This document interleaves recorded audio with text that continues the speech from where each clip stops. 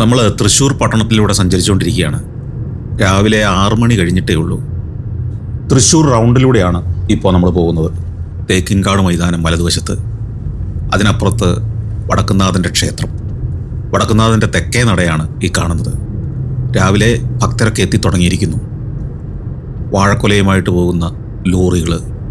പുലർച്ചെ 3:30 മരങ്ങാട്ടുപള്ളിയിൽ നിന്ന് പുറപ്പെട്ടിട്ടാണ് ഞാനിപ്പോൾ ഇവിടെ എത്തിയിരിക്കുന്നത്. ഇവിടെ എത്താനൊരു കാരണമുണ്ട്. പോലീസ് അക്കാദമിയിൽ ഒരു പരിപാടിയിൽ പങ്കെടുക്കാനാണ് വന്നിരിക്കുന്നത്. എൻ്റെ കൂടെയുള്ളത് ശ്രീജിത്താണ്. റൗണ്ട് പിന്നിട്ട് നമ്മൾ രാമവർമ്മപുരത്തേക്കുള്ള പാതയിലേക്ക് തിരിഞ്ഞു. നഗരത്തിൽ നിന്ന് കുറച്ച് അകലെയാണ് രാമവർമ്മപുരം. രാമവർമ്മപുരത്താണ് പോലീസ് അക്കാദമിയൊക്കെ ഉള്ളത്. ഷൊർണൂർ റോഡിൽ നിന്ന് ഇവിടെ വെച്ച് നമ്മൾ രാമവർമ്മപുരത്തേക്ക് തിരിയുകയാണ്. ആ പാത വളരെ മനോഹരമാണ്. നമ്മൾ യാത്ര ചെയ്യുമ്പോൾ രണ്ടു വശത്തും വനം പോലെ മരങ്ങൾ നിറഞ്ഞ പ്രദേശം, ചെറിയ മൂടൽമഞ്ഞ്, സൂര്യൻ ഉദിച്ചിട്ടില്ല. ഇത് എഞ്ചിനീയറിംഗ് കോളേജാണ്, തൃശ്ശൂർ എഞ്ചിനീയറിംഗ് കോളേജ്. ചരിത്രമുള്ളൊരു കോളേജാണ്. അതിനടുത്ത് തന്നെ നിരവധി അക്കാദമികളുണ്ട്. ഫയർ ആൻഡ് റെസ്ക്യൂവിൻ്റെ പരിശീലന കേന്ദ്രമാണിത്. വലിയൊരു ക്യാമ്പസാണത്. പ്രശസ്തമായിട്ടുള്ള നിരവധി സ്ഥാപനങ്ങൾ ഈ വഴിയോരങ്ങളിലുണ്ട്. വിയ്യൂരാണ് ഈ പ്രദേശം. വിയ്യൂരിലെ പോലീസ് സ്റ്റേഷനാണ് ഈ കാണുന്നത്. പിന്നെ ഇത് ഇന്ത്യ റിസർവ് ബറ്റാലിയൻ്റെ ആസ്ഥാനം. അതെല്ലാം കഴിഞ്ഞ് നമ്മൾ കേരള പോലീസ് അക്കാദമിയിലേക്ക് എത്തുകയാണ്. ഇതാണ് അതിൻ്റെ മെയിൻ ഗേറ്റ്. മെയിൻ ഗേറ്റിൽ പരിശീലനം നേടുന്ന വനിതാ കേഡറ്റുമാരാണ് അവിടെ കാവൽ നിൽക്കുന്നത്. അവരെയും പിന്നിട്ട് അക്കാഡമിയുടെ വിശാലമായ ക്യാമ്പസിൻ്റെ ഉള്ളിലൂടെ നമ്മൾ സഞ്ചാരം തുടരുകയാണ്. അതിവിസ്തൃതമാണ് ഈ ക്യാമ്പസ്. 2004 ഈ അക്കാഡമി ഇവിടുത്തെ 348 ഏക്കർ സ്ഥലത്ത് ആരംഭിക്കുന്നത്. 1950 പേർക്ക് ഒരേ സമയം പരിശീലനം കൊടുക്കാനുള്ള സൗകര്യങ്ങളെല്ലാം ഇവിടെയുണ്ട്. 1500 കോൺസ്റ്റബിൾമാർക്കും 400 ഓഫീസർമാർക്കും 50 വനിതാ കേഡറ്റ്സിനും ഇവിടെ പരിശീലനം നൽകാം. ഈ നേരെ മുന്നിൽ കാണുന്നതാണ് പോലീസ് അക്കാഡമിയുടെ പ്രധാന മന്ദിരം. നമ്മൾ ആദ്യം ആ പ്രധാന കെട്ടിടത്തിലേക്കല്ല പോകുന്നത്. ഇപ്പോൾ അവിടെ തുറന്നിട്ടുമില്ല. നമ്മൾ ഇവിടെയുള്ള ഡോഗ് ട്രെയിനിങ് സെൻറ്ററിലേക്കാണ് ആദ്യം പോകുന്നത്. കേരള പോലീസ് അക്കാദമിയും കാലിക്കറ്റ് യൂണിവേഴ്സിറ്റിയും കൂടെ ചേർന്ന് നടത്തുന്ന ഡോഗ് ട്രെയിനിങ്ങിൻ്റെ ആദ്യത്തെ ബാച്ച് ഇന്ന് പരിശീലനം പൂർത്തിയാക്കി പുറത്തിറങ്ങുകയാണ്. ആ പരിപാടിയിൽ മുഖ്യാതിഥിയായിട്ട് പങ്കെടുക്കാനാണ് ഞാനിപ്പോൾ ഇവിടെ വന്നിരിക്കുന്നത്. ഡോഗ് ട്രെയിനിങ് സെൻറ്ററിലേക്ക് എത്തി. 7 മണിക്കാണ് നമ്മൾ സ്റ്റാർട്ട് ചെയ്യുക. അപ്പോൾ നമ്മൾ ഇപ്പോൾ എല്ലാവരും റെഡി ആയിട്ട് നിൽക്കുന്നു. ഇദ്ദേഹം പി രമേശ്. അപ്പോൾ നമ്മൾ ഇന്നിപ്പോൾ വ്യത്യസ്തമായ ട്രേഡുകളുണ്ട്. പിന്നെ ഇവരുടെ ഈ ബാച്ചിൻ്റെ അവസാനത്തെ ദിവസമാണെന്ന്. അപ്പോൾ ഇന്ന് അതിൻ്റെ ഭാഗമായിട്ടുള്ള എല്ലാ ഒരുക്കങ്ങളൊക്കെ നടത്തിക്കൊണ്ടിരിക്കുകയാണ്. ഇന്നിപ്പോൾ ഈ ഡെമോൺസ്ട്രേഷൻ കഴിഞ്ഞ് കഴിഞ്ഞാൽ പിന്നെ നമ്മൾ സർട്ടിഫിക്കറ്റ് ഡിസ്ട്രിബ്യൂഷനും അങ്ങനത്തെ കാര്യങ്ങളാണ്. അതിൻ്റെ കാര്യങ്ങളൊക്കെയായിട്ട് മുന്നോട്ട് പോവുകയാണ്. പി രമേശിനെ സഫാരി പ്രേക്ഷകർ ഓർക്കുന്നുണ്ടാവാം. ഫേസ് ടു ഫേസ് പ്രോഗ്രാമിൽ വന്ന മാസ്റ്റർ ഡോഗ് ട്രെയിനറാണ് അദ്ദേഹം. അദ്ദേഹമാണ് ഇവിടുത്തെ പ്രധാന പരിശീലകൻ. ഇന്ന് 30ഓളം ആളുകളാണ് പരിശീലനം പൂർത്തിയാക്കി പുറത്തിറങ്ങുന്നത്. അവരുടെ ഒപ്പം പരിശീലനം നേടിയ നായ്ക്കളുമുണ്ട്. ഇന്നത്തെ പ്രധാന താരങ്ങൾ ഈ നായ്ക്കുട്ടികൾ കൂടിയാണ്. ഇവരെല്ലാം കുട്ടികൾ തന്നെയാണ്. 1 വയസ്സിൽ താഴെയുള്ളവരാണ് എല്ലാവരും തന്നെ. ചിലർ കുറുമ്പികളുണ്ട്, കുറുമ്പന്മാരുണ്ട്. എല്ലാവരും അക്ഷമരായിട്ട് കാത്തിരിക്കുകയാണ് ഇന്നത്തെ പാസിംഗ് ഔട്ട് പരേഡിൽ പങ്കെടുക്കാൻ വേണ്ടി. ഇവരുടെ ഈ കുസൃതികളൊക്കെ കണ്ടു നിൽക്കിയ രസകരമാണ്. പരിശീലനമൊക്കെ കിട്ടിയെങ്കിലും അവരവരുടെ സ്വഭാവം ഇടയ്ക്ക് പുറത്ത് കാണിക്കും. ഇവരിനി എൻ്റെ മുമ്പിൽ കുറേ അഭ്യാസങ്ങളൊക്കെ കാണിക്കാൻ പോവുകയാണ്. ഈ നായ്ക്കളെ എല്ലാം ആദ്യമായിട്ടൊന്ന് പരിചയപ്പെടണം. ഫോറൻസിക് സയൻസ്, കനൈൻ ഫോറൻസിക് സയൻസിൻ്റെ കോഴ്സിലെ ഡോഗുകളാണ്. മൊത്തം 11 ഡോഗുകളാണുള്ളത്. ഇതിൽ ആദ്യത്തെ ഡോഗ് ഈ പറയുന്ന ലൈല, ഇന്ത്യൻ ബ്രീഡ് രാജപാളയാണ്. ഇവള് കടാവർ ഡിറ്റക്ഷൻ ഡോഗ് ആണ് പഠിച്ചിരിക്കുന്നത്. മണ്ണിനടിയിലെ മൃതദേഹം കണ്ടെത്തുന്നതിൽ മിടുക്കിയാണ് ഇവള്. ലൈല ഫീമെയിൽ ഡോഗാണ്. അടുത്തത് ലിൻഡ ബെൽജിയം മാൽനോ വിഭാഗത്തിൽപ്പെട്ട ഒരു ഡോഗാണ്. ഇവള് ഈ പറയുന്നതുപോലെ കടാവർ ഡിറ്റക്ഷൻ ഡോഗാണ്. അവളും ഈ ലൈലയും ഒരുമിച്ചാണ് കടാവർ ഡിറ്റക്ഷൻ്റെ പരിശീലനങ്ങൾ പൂർത്തിച്ചിട്ടുണ്ട്. ഇത് ഈ റേഞ്ചർ എന്ന് പറയുന്നത് നമ്മൾ ട്രാക്കർ വിഭാഗത്തിൽ പരിശീലനം കൊടുക്കുന്ന ഒരു ഡോഗാണ്. ഇത് നമ്മുടെ കാലിക്കറ്റ് യൂണിവേഴ്സിറ്റിയുടെ ഈ കോഴ്സിൽ വന്ന കുട്ടികളുടെ ഒരാളുടെ ഡോഗാണ്. അടുത്തത് ഇത് ലാറ ട്രാക്കർ വിഭാഗത്തിൽപ്പെട്ട ഡോഗാണ്. ബെൽജിയം മാൽനോയ്സ് ആണ്.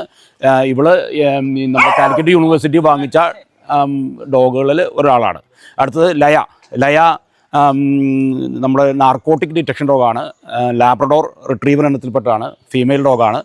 അടുത്തത് ലിസ ഇത്തിരി കുറുമ്പിയാണ്, എന്നാലും അവൾ narcotic detection ഡോഗാണ്.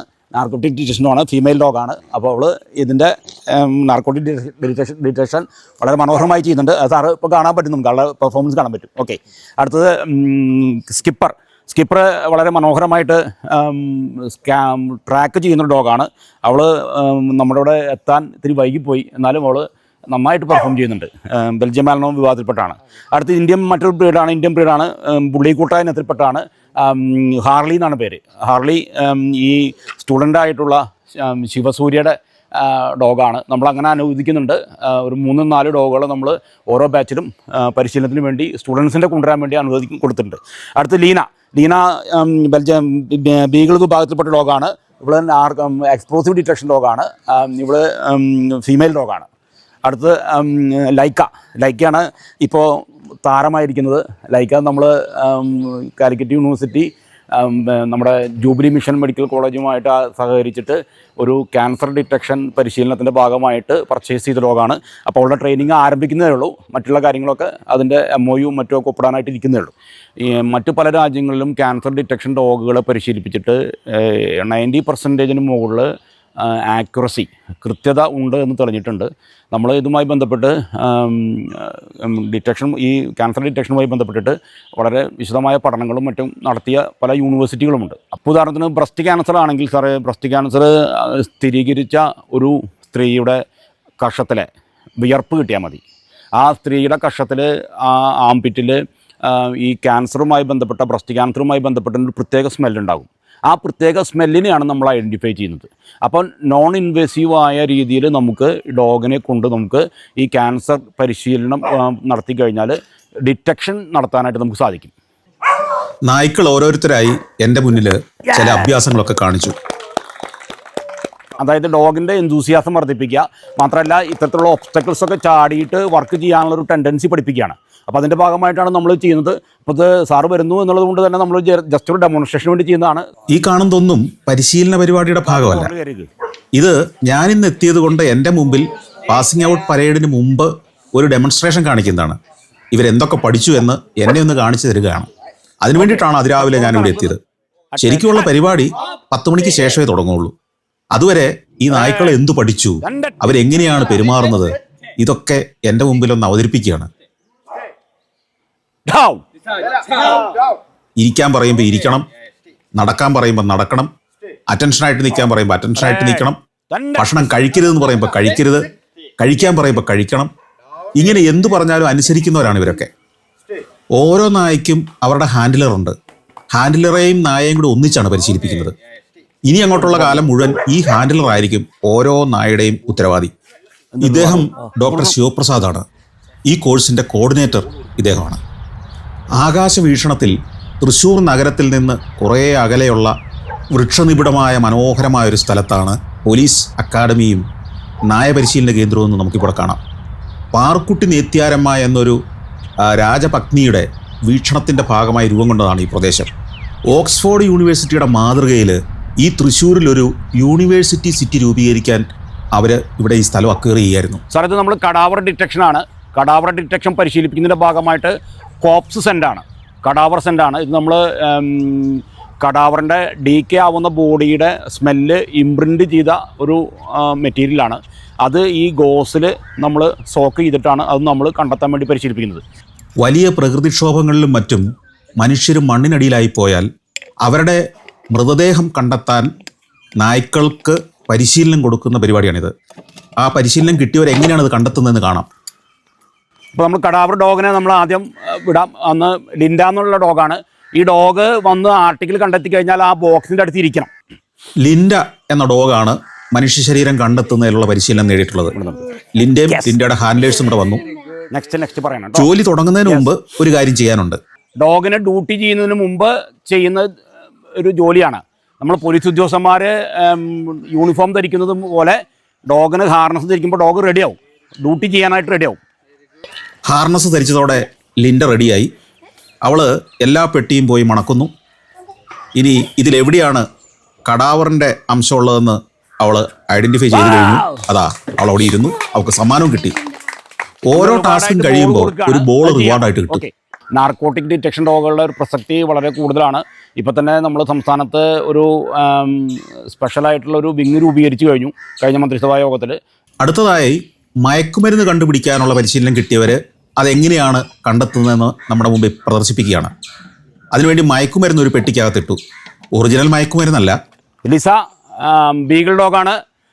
Handler Nachiket Sachin. ലീഷ നിർത്തിട്ടോ. ഗോഫൻ. Good smelling, good smelling. Go next. Go next. Go next.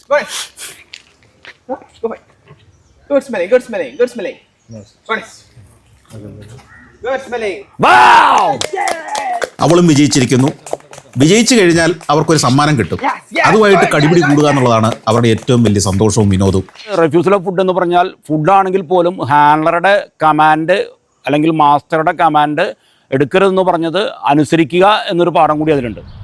എത്ര ഇഷ്ടപ്പെട്ട ഫുഡാണെങ്കിലും ഹാൻഡലർ എടുക്കരുതെന്ന് പറഞ്ഞാൽ എടുക്കില്ല എന്നത് ഇവിടെ ഡെമോൺസ്ട്രേറ്റ് ചെയ്യുകയാണ് ഈ നായ്ക്കളെല്ലാം. Okay, next.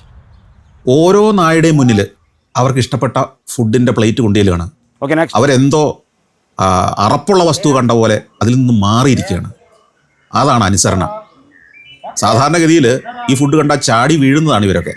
പക്ഷെ നോ എന്ന് പറഞ്ഞിരിക്കുന്നത് കൊണ്ട് യെസ്, നെക്സ്റ്റ്. ലിസ മനസ്സില്ലാ മനസ്സോടെയാണ് പോകുന്നത്. അവൾക്ക് കിട്ടിയാൽ കൊള്ളാവുന്നുണ്ട്. അവനുമുണ്ട് ചെറിയൊരാഗ്രഹം, പക്ഷെ അനുസരിച്ചേ പറ്റൂ. എല്ലാവരും ആ ടാസ്കിൽ വിജയിച്ചു. അടുത്തതായിട്ട് നായ്ക്കൾ മണം പിടിച്ച് ഒരു മനുഷ്യനെ കണ്ടുപിടിക്കാനുള്ള ഒരു ടാസ്ക്കാണ്. സീൻ ഓഫ് ക്രൈമിൽ നിന്ന് കുറ്റവാളിയെ തേടി പോകുന്ന രീതിയിലാണ്. അപ്പോൾ നമ്മൾ ഇത് സോക്സിൻ്റെ വെള്ളം, സോക്സിൽ ഉള്ള വെള്ളം മിക്സ് ചെയ്ത് അത് പിഴിഞ്ഞ് വെക്കാം, അല്ലെങ്കിൽ സൂപ്പ് വെക്കാം, ഫുഡ് പ്രിൻ്റ് പാഡ് ഉപയോഗിക്കാം. വേരിയസ് മെത്തേഡ് ഉണ്ട്. നേരത്തെ പറഞ്ഞ പോലെ ഹാർനസ് ഇടുന്നത് ഡ്യൂട്ടി ചെയ്യുന്നതിൻ്റെ ഭാഗമായിട്ടൊരു തോന്നൽ ഡോഗിൽ ഉണ്ടാവാൻ വേണ്ടിയിട്ടാണ്. പിന്നെ അതുകൂടാതെ നമ്മൾ ഈ ഹാൻഡർ ഈ ട്രാക്കർ ഡ്യൂട്ടി ചെയ്യുന്നതിന് മുമ്പ് വിൻഡിൻ്റെ ഡയറക്ഷൻ നോക്കണം. വിൻഡിന് ഓപ്പോസിറ്റായിട്ട് വേണം ഡോഗിനെ നമ്മൾ സ്മെല്ല് കൊടുക്കാൻ. ഒളിവിൽ പോയ ആൾ അവിടെ ഇട്ടിട്ട് പോയ സോക്സിലെ മണമെടുക്കുകയാണ് നായ. അതിൻ്റെ ഒരു പ്രത്യേക രീതിയിൽ ആ നായയെ കിടത്തും. 90 സെക്കൻഡെങ്കിലും മിനിമം സ്പോട്ടിൽ മണം കൊടുക്കണം എന്നാണ് പറയുക. ഇപ്പോൾ നമ്മളൊരു ഹെവി സെൻ്റാണ് ഡിപ്ലോയ് ചെയ്തുകൊണ്ട് നമുക്ക് കുറച്ച് സമയം കുറഞ്ഞാലും കുഴപ്പമില്ല, ഡോഗ് നന്നായിട്ട് അത് കിട്ടിക്കോളും, വർക്ക് ചെയ്യും. സോക്സിൻ്റെ മണം എടുത്ത നായ മണം പിടിച്ചിങ്ങനെ പോവുകയാണ്. ഞാനും പുറകെ നടന്നു. നടക്കുകയല്ല, ഓടേണ്ടി വന്നു. എവിടേക്കാണ് ആ ആൾ പോയതെന്ന് ഞാനും കണ്ടിട്ടില്ല. പക്ഷേ ഹാൻഡലറും നായയും എന്നെ ഇങ്ങനെ നയിച്ചുകൊണ്ട് പോവുകയാണ്. കണ്ടില്ലേ, നായ്ക്ക് യാതൊരു സംശയവും ഇല്ല. നല്ല കോൺഫിഡൻസോട് കൂടിയാണ് പോകുന്നത്. നായയ്ക്ക് കൃത്യമായിട്ട് മണം കിട്ടുന്നുണ്ട്. കണ്ടില്ലേ, ഇവിടെ വെച്ച് പള്ളയ്ക്കുള്ളിലേക്ക് കയറി. പള്ളയ്ക്കുള്ളിൽ പല ഭാഗത്തും മണം പിടിച്ചു. അതാ ആളെ കണ്ടുപിടിച്ചിരിക്കുന്നു.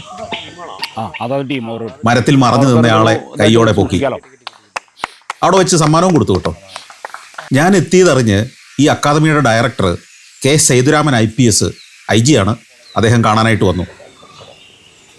അദ്ദേഹമാണ് ഈ പോലീസ് ട്രെയിനിങ് അക്കാദമിയുടെ മേധാവി. IG റാങ്കിലാണ് അദ്ദേഹം ഉള്ളത്. രാവിലെ ആയതുകൊണ്ട് കാഷ്വൽ ഡ്രസ്സിലാണെന്നേ ഉള്ളൂ. ഞങ്ങൾ ഈ നായ്ക്കളെ താമസിപ്പിച്ചിരിക്കുന്ന അവരുടെ ഹോസ്റ്റലിനുള്ളിലേക്ക് കയറി. ഇത് നമ്മൾ നേരത്തെ കണ്ട ലിയോ നേരത്തെ കണ്ട ഡോഗാണ്. Explosive detection ഡോഗാണ്. ഈ ബാച്ചിലെ ഡോഗാണ്. 16 കെന്നലിൻ്റെ സിംഗിൾ കെന്നലും 2 എണ്ണത്തിൻ്റെ 16ൻ്റെ 2 എണ്ണവും. അപ്പോൾ അങ്ങനെ 48 കെന്നലാണ് നമുക്ക് മൊത്തത്തിലുള്ളത്. വൃത്തിയുള്ള, സൗകര്യങ്ങളുള്ള, വായുസഞ്ചാരമുള്ള, ഫാൻ ഇട്ടിരിക്കുന്ന നല്ല മുറികളിലാണ് അവർ താമസിക്കുന്നത്. ഇത് ലാബ്രഡോർ ഇനത്തിൽപ്പെട്ടതാണ്. ആൾ ഞാൻ നേരത്തെ പറഞ്ഞ എക്സ്പ്ലോസീവ് ഡിറ്റക്ഷൻ ഡോഗാണ്. ഇത് 1 വയസ്സായപ്പോൾ നമ്മുടെ കയ്യിൽ കിട്ടിയത്. അപ്പോൾ ആ വീട്ടുകാർ ഭയങ്കര ലാളിച്ച് ഓമനിച്ച് വളർത്തിയതുകൊണ്ട് ഒത്തിരി കുറുമ്പനായിരുന്നു. കുറച്ചു നേരം സംസാരിച്ചിരുന്ന് ഒരു ചായയും കുടിച്ചിട്ട് IG മടങ്ങി. അദ്ദേഹത്തിൻ്റെ ഒരു ബന്ധുവിൻ്റെ മരണം ഉണ്ടായതിനാൽ അദ്ദേഹം ഇന്ന് ഞാൻ പങ്കെടുക്കുന്ന പരിപാടിയിൽ ഉണ്ടാവില്ല. ഞങ്ങൾ ഡോഗ് ട്രെയിനിങ് സെൻറ്ററിൽ നിന്ന് ഇറങ്ങി അക്കാഡമിയുടെ വിശാലമായ ക്യാമ്പസിലൂടെ വേറൊരു ഭാഗത്തേക്ക് സഞ്ചരിക്കുകയാണ്. 10 വർഷത്തെ സർവീസിന് ശേഷം റിട്ടയർ ആകുന്ന നായ്ക്കളെ പാർപ്പിക്കുന്ന വിശ്രാന്തി കാണാനാണ് ഇനി പോകുന്നത്. പോകുമ്പോൾ കാണുന്നതൊക്കെ പോലീസ് കേഡറ്റുകളെ പരിശീലിപ്പിക്കുന്ന കേന്ദ്രങ്ങളാണ്. പക്ഷേ ഞാനിതിലൂടെ സഞ്ചരിക്കുമ്പം ഓർമ്മിക്കുന്നത് പാറുക്കുട്ടി നേത്യാരമ്മ എന്ന ആ വിഷണറിയെക്കുറിച്ചാണ്. കൊച്ചിയുടെ ഇരുമ്പ് വനിത എന്നായിരുന്നു അവർ അറിയപ്പെട്ടിരുന്നത്. കൊച്ചി മഹാരാജാവായിരുന്ന രാമവർമ്മ 16-ാമൻ്റെ പത്നിയായിരുന്നു പാറുക്കുട്ടി നേത്യാരമ്മ. ഓക്സ്ഫോർഡ് പോലുള്ള വിദേശ നഗരങ്ങളെ മാതൃകയാക്കി തൃശ്ശൂരിനടുത്ത് എല്ലാ സൗകര്യങ്ങളുമുള്ള ഒരു യൂണിവേഴ്സിറ്റി ടൗൺ നിർമ്മിക്കുകയായിരുന്നു അവരുടെ സ്വപ്നം. അതിനായി അവർക്ക് ലഭിച്ച 1000 ഏക്കർ ഭൂമി 1 രൂപ പ്രതിഫലം വാങ്ങി സർക്കാരിന് അവർ വിട്ടു നൽകി. എറണാകുളത്തെ മഹാരാജാസ് കോളേജ് ഉൾപ്പെടെ engineering college, veterinary college, agriculture university, medical university, ഇതെല്ലാം ഈ ഒരു യൂണിവേഴ്സിറ്റി ടൗണിലേക്ക് കൊണ്ടുവരികയായിരുന്നു അവരുടെ ലക്ഷ്യം. പക്ഷേ അവർ ഉദ്ദേശിച്ച രീതിയിൽ ആ സ്വപ്നം സഫലമായില്ല. ഞങ്ങൾ വിശ്രാന്തിയിലേക്ക് എത്തിയിരിക്കുന്നു. ഇത് വിശ്രാന്തി. കേരള പോലീസിലെ കേണയൻ വിഭാഗത്തിൽ ജോലി ചെയ്ത് പോലീസിന് വേണ്ടി സർവീസ് കൊടുത്ത് സേവനം കൊടുത്ത് റിട്ടയർ ചെയ്യുന്ന ഡോഗുകളെ താമസിപ്പിക്കുന്ന കേന്ദ്രമാണ് വിശ്രാന്തി. 8ഓളം ഉദ്യോഗസ്ഥരാണ് വിശ്രാന്തിയിൽ വിശ്രമജീവിതം നയിക്കുന്ന നായ്ക്കളെ പരിചരിക്കാനുള്ളത്. ഈ കാണുന്നതാണ് നായ്ക്കളുടെ ഓൾഡ് ഏജ് ഹോം. നിരവധി മുറികളുള്ള വലിയൊരു കെട്ടിടമാണ്. എല്ലാ സൗകര്യങ്ങളോടെയും പണിത ഒരു കെട്ടിടം. അതിഗംഭീരമായ ഫെസിലിറ്റിയാണ്. പക്ഷേ ജയിലഴികൾ പോലെ അഴികൾക്കുള്ളിലാണ് നായ്ക്കൾ. അവർ ചിലർ എന്നെ കണ്ടതോടുകൂടി കുരയ്ക്കുന്നുണ്ട്. ചിലരുടെ മുഖത്ത് ദൈന്യതയാണ്. ചിലർക്ക് നിരാശയുണ്ട്. ജോലിക്ക് പോകാൻ കഴിയാത്തതിൻ്റെ ഒരു സങ്കടം എല്ലാവർക്കും ഉണ്ട്. 10 വർഷമേ ഇവർ പോലീസിൽ സർവീസ് ചെയ്യുന്നുള്ളൂ. അതിനുശേഷം ഇവർക്ക് റിട്ടയർമെൻറ്റ് കൊടുക്കുകയാണ്. പിന്നെ ശിഷ്ടകാലം, ഭക്ഷണം, ചെറിയ കളികൾ ഒക്കെ ആയിട്ട് ഇവിടെയാണ് ജീവിതം. റിട്ടയർ ചെയ്ത എല്ലാ പോലീസ് നായ്ക്കളെയും വിശ്രാന്തിയിലേക്ക് കൊണ്ടുവരുന്നില്ല. 10 വർഷത്തോളം ഇവരുടെ ഹാൻഡ്ലേഴ്സ് ആയിരുന്ന പോലീസുകാർക്ക് വേണമെങ്കിൽ ആ നായ്ക്കളെ വീട്ടിലേക്ക് കൊണ്ടുപോകാം, സ്വന്തമാക്കാം. അതിന് പ്രത്യേകിച്ച് ശമ്പളമോ ഫീസോ ഒന്നും പോലീസ് ഡിപ്പാർട്ട്മെൻറ്റിൽ നിന്ന് കിട്ടിയല്ല. പക്ഷേ മരണം വരെ ആ നായ്ക്കൾക്ക് അവരുടെ മാസ്റ്റേഴ്സിനോടൊപ്പം ജീവിക്കാം. അതവർക്ക് വലിയ സന്തോഷമാണ്. ഇവിടെ താമസിക്കുന്ന ഡോഗുകൾ മരിച്ചു കഴിഞ്ഞാൽ, ആ ഡോഗുകൾ മരിച്ചു കഴിഞ്ഞാൽ അവരെ അടക്കം ചെയ്യുന്ന ഒരു സെമിത്തേരിയാണത്. 2021 ലോക്നാഥ് ബെഹ്റയാണ് ഈ സെമിത്തേരി ഉദ്ഘാടനം ചെയ്തത്. 10 കല്ലറകളുള്ള ഒരു സെമിത്തേരി. ഇതിൽ റൊട്ടേഷനിലാണ് നായ്ക്കളെ സംസ്കരിക്കുക. ഏറ്റവും ആദ്യം സംസ്കരിച്ചതിൽ പിന്നീട് കൊണ്ടുവന്ന് സംസ്കരിക്കും. സംസ്കാരത്തിന് തൊട്ടു മുമ്പായിട്ട് ഈ തറയുണ്ടല്ലോ, ഇതിൽ നായ്ക്കളുടെ മൃതദേഹം കൊണ്ടുവന്ന് കിടത്തും. എന്നിട്ട് പോലീസുകാർ വന്ന് അന്ത്യോപചാരം അർപ്പിക്കും. തോക്കുകൊണ്ട് ആകാശത്തേക്ക് വെടിയ ഒഴികെയുള്ള എല്ലാ ആചാരങ്ങളും ഒരു പോലീസുകാരന് കിട്ടുന്നതെല്ലാം നായ്ക്കും കിട്ടും. വിശ്രാന്തിയിൽ നിന്ന് യാത്ര തുടരുമ്പോൾ ഈ കാണുന്ന കെട്ടിടങ്ങളൊക്കെ ഇൻസ്ട്രക്ടേഴ്സിൻ്റെ താമസയിടങ്ങളാണ്. അതിവിശാലമായ ആ കോമ്പൗണ്ടിലൂടെ ഞാൻ സഞ്ചാരം തുടരുകയാണ്. ഒരു തരത്തിൽ പറഞ്ഞാൽ പ്രകൃതിയുടെ ശ്വാസകോശമാണ് ഈ അക്കാഡമി. പോകുന്ന വഴിക്ക് കേഡറ്റുകൾ അവരുടെ രാവിലത്തെ എക്സസൈസിനൊക്കെ പോകുന്ന കാഴ്ച കാണാം. വനിതാ കേഡറ്റുമാരാണ് ഇപ്പോൾ പോകുന്നത്. ഈ ക്യാമ്പസ് ഒന്ന് കണ്ടു കഴിഞ്ഞാൽ ഉണ്ടല്ലോ, നമുക്കിവിടെ പരിശീലനം നേടാനൊരു കൊതിയുണ്ടാവും. അത്ര മനോഹരമായ പ്രദേശമാണ്. അടിസ്ഥാന സൗകര്യങ്ങളെല്ലാം അതിഗംഭീരം. പോലീസ് അക്കാദമിയുടെ പ്രധാന കെട്ടിടത്തിനടുത്തേക്ക് എത്തി. ഇനി പാസിംഗ് ഔട്ടിൻ്റെ പ്രധാന ചടങ്ങ് നടക്കാൻ പോവുകയാണ്. പോലീസ് അക്കാദമിയിലെ ഗസ്റ്റ് ഹൗസിൽ ഞങ്ങൾക്കുള്ള ബ്രേക്ക്ഫാസ്റ്റ് ഒരുക്കി വെച്ചിട്ടുണ്ടായിരുന്നു. ബ്രേക്ക്ഫാസ്റ്റും കഴിച്ച് പ്രധാന ഓഡിറ്റോറിയത്തിലേക്ക് എത്തി. അവിടെ മുതിർന്ന പോലീസ് ഉദ്യോഗസ്ഥർ എന്നെ സ്വീകരിച്ചു. വിശാലമായ അതിഗംഭീരമായ അതിമോഡേണായ ഒരു ഓഡിറ്റോറിയം. ലോക്കൽ പോലീസ് സ്റ്റേഷനുകൾ കണ്ടിട്ടുള്ള നിങ്ങളിൽ പലരും പോലീസുകാരെ പരിശീലിപ്പിക്കുന്ന അക്കാഡമിക്കകത്തെ ഓഡിറ്റോറിയം ഇതാണെന്ന് ചിലപ്പോൾ വിശ്വസിച്ചെന്ന് വരില്ല. ലോക നിലവാരമുള്ള ഒരു ഓഡിറ്റോറിയം. പരിപാടി തുടങ്ങേണ്ട സമയമായി. അസിസ്റ്റന്റ് ഡയറക്ടർ KK മൊയ്തീൻകുട്ടി IPSനോടൊപ്പം ഞാനും സ്റ്റേജിലേക്ക് എത്തി. പോലീസ് അക്കാദമിയിലെയും കാലിക്കറ്റ് യൂണിവേഴ്സിറ്റിയിലെയും മുതിർന്ന ഉദ്യോഗസ്ഥരും എൻ്റെ ഒപ്പം സ്റ്റേജിലുണ്ട്. Academy director Shri K Sethuraman IPSും ഈ പരിപാടിയിൽ ഉണ്ടാവേണ്ടതായിരുന്നു.